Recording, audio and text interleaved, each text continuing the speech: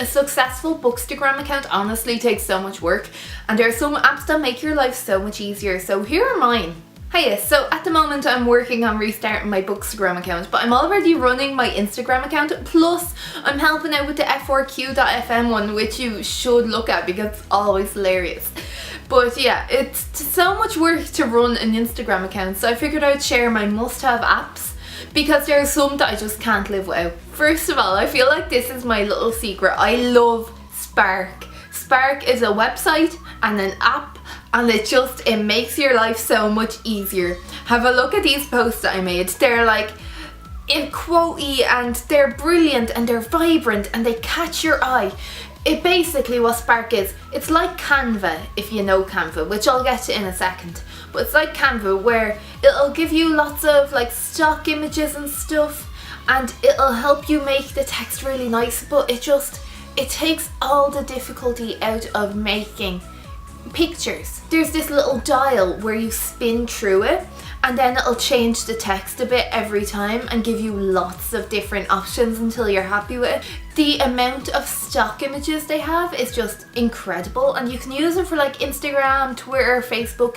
It's really freaking fantastic. All the images that you make in the app will come up with hashtag Adobe Spark as a little watermark in the corner, or I'll say something like that anyway.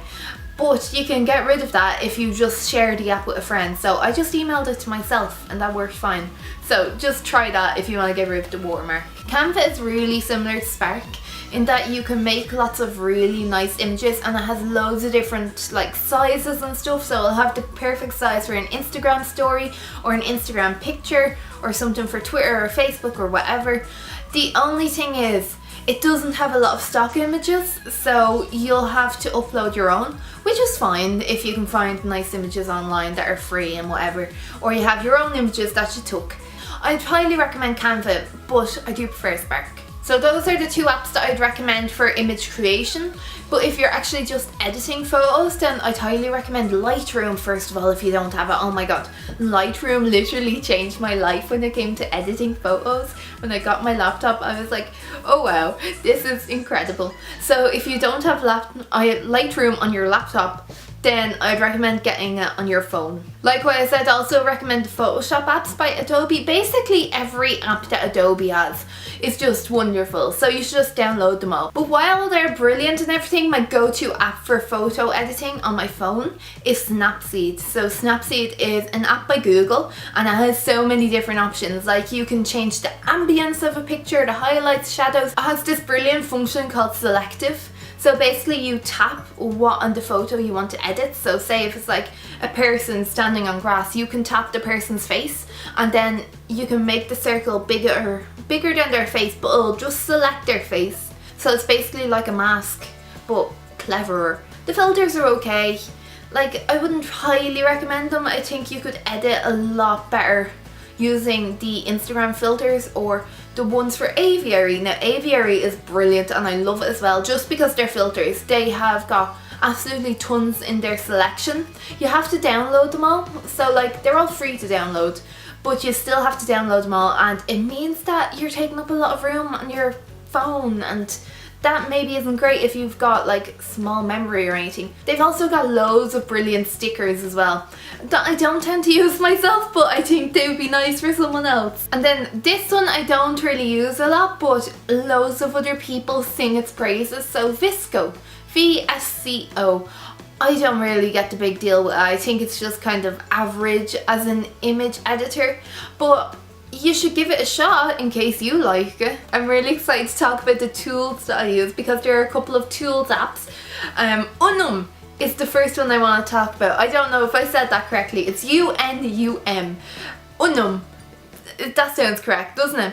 So it's basically my lifesaver. You know the way that you can't see what a photo looks like in your feed until you actually upload it? Well, Unum has changed everything, and I know that there are a couple of apps that do this, but Unum is my favourite by far, because you can see your entire feed underneath, and then you can upload loads of photos and rearrange them and stuff so that you can plan your feed for like the next week. I have fallen in love with Instagram since being able to use Unum, because it just saves so much time. I can just see what photos I need for which day, because I upload a mix of like photography kind of things and then poems. So I can be like, okay, I need a poem for in 3 days. And while you're making your feed look perfect, if there's a photo that you feel like, oh, that's a bit too warm for the feed, I need to go back and edit that.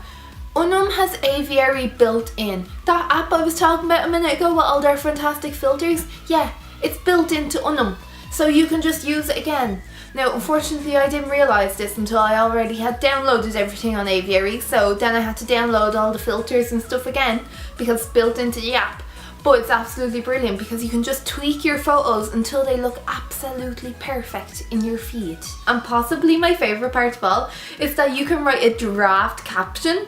So basically what the caption for the photo should be once you upload it to Instagram, but that's not all. It'll count the number of hashtags you use and let you know how many out of 30 you've actually got in there. So sometimes I just open up the app when I'm about to post straight to Instagram and I'll be like, okay, just counting up my hashtags here, and I'll use the app to count my hashtags instead of having to count them myself. It's so fantastically handy and I would highly recommend it to everybody just because of that simple feature.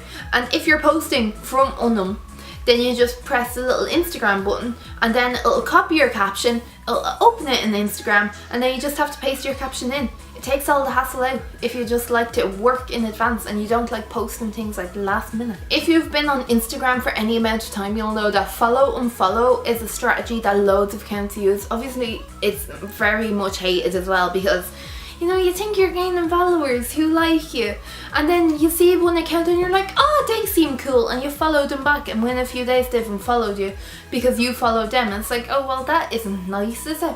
So to keep track of who's following you and who's not following you, you can use followers. Now this is on an iPhone, so I don't know if they have it for like other apps, but I'm sure there's similar ones if followers isn't available. I'm sure there's tons of apps that I've missed out on, so if you've got any recommendations that you think will change my life, then please let me know in the comment section down below and I will definitely check them out. Maybe there will be a part 2. Bookstagram apps that you must have as suggested by you. Ooh, audience interaction. Yeah, doesn't that sound brilliant? I don't know, maybe it sounds rubbish. Maybe you all hate all of the apps and you like just using Instagram. I never recommended Instagram. I think that kind of goes without saying, doesn't it? Maybe, I don't know, maybe some people are idiots. But yeah, if you've got a Bookstagram account, please let me know in the description box below, because, not in the description box, the comment section, because I don't follow enough people. I only follow like 100 people. So that'd be cool to find some new people to check out, or if there's just general people that you'd recommend.